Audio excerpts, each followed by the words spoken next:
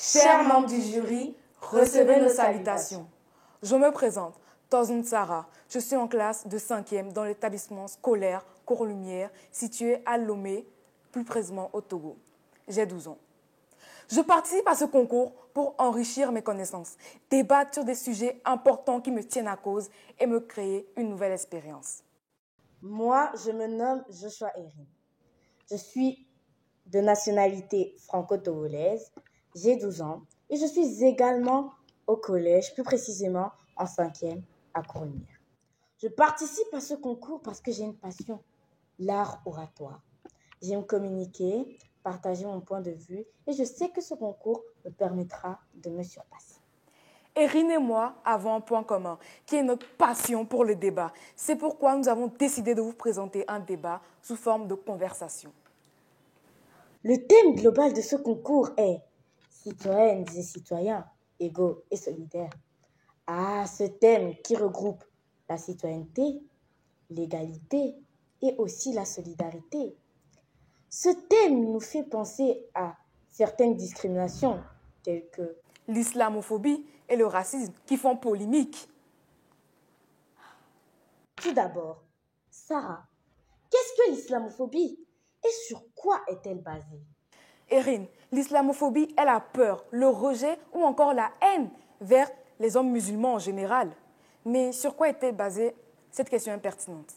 D'après moi, elle est basée sur de nombreux préjugés.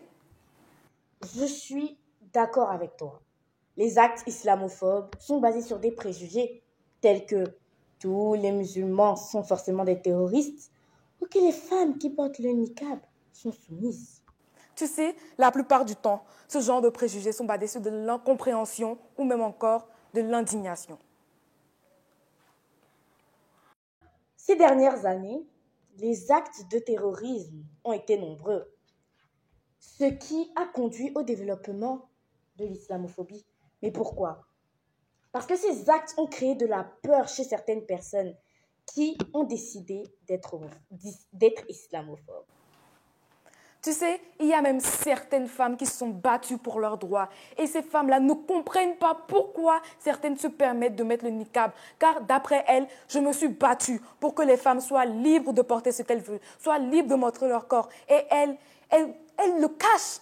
Et pourquoi? Et ces femmes-là sont dans l'incompréhension. Elles sont dans l'incompréhension, certes, mais elles sont aussi dans la méconnaissance, car elles ne connaissent pas forcément la cause pour laquelle les femmes qui portent le niqab ont décidé de porter le niqab. Donc, pour moi, l'islamophobie est certes basée sur des préjugés, pour ne pas dire sur des stéréotypes. Et pour moi, les hommes, les femmes, tous les islamophobes, ils se basent sur des préjugés. Et oui, mais ils sont dans l'indignation, l'incompréhension et aussi le déni total des musulmans. Sarah, passons au racisme. Peux-tu nous dire qu'est-ce que le racisme?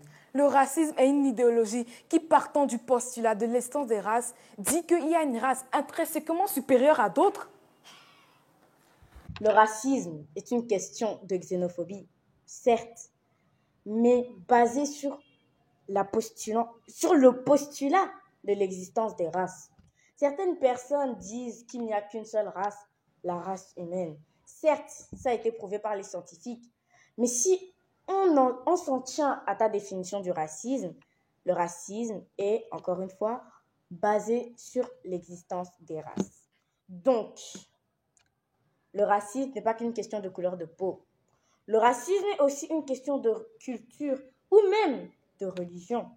Donc pour moi, le racialisme, qui est le fait de se battre contre le racisme, est une bonne chose.